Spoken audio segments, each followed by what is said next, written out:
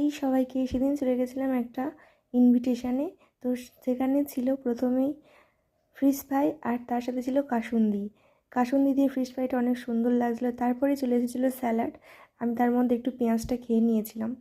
তো তখনও আমার কিন্তু ফিশ ফ্রাই খাওয়া শেষ হয়নি, তো চলে এসেছিলো কড়াইশুঁটির কচুরি আর চানা মশলা। তো তারপরে এসেছিলো সাদা ভাত আর গরম গরম মুগের ডাল মাছের মাথা দিয়ে, আর সঙ্গে ছিল ঝুরি আলু ভাজা। তো তখন আমি ফিশ ফ্রাইটা খেয়েই যাচ্ছিলাম, এত বড় ছিল। তো তারপরে এসেছিলো কাতলা মাছের কালিয়া। আমি একটা পেটির পিস নিয়েছিলাম, মাছটা খুব ফ্রেশ ছিল। তারপরেই ছিল শোষটাপার মাটন কষা, কিন্তু একটু গ্রেভি পাইনি, ঠিক আছে কোনো ব্যাপার না। সেই দিয়েই সাদা ভাতটা খাচ্ছিলাম। তো আমি ফ্রাইড রাইসটাকে স্কিপ করেছিলাম। তারপরে আবারও মাটন কষা নিয়ে নিয়েছিলাম। তো দিন এসেছিলো ফ্রুট চাটনি আর পাঁপড় ভাজা। চাটনি দিয়ে পাঁপড় ভাজাটা খুব ভালো লাগছিলো খেতে। তারপরে ছিল সন্দেশ আর রসগোল্লা।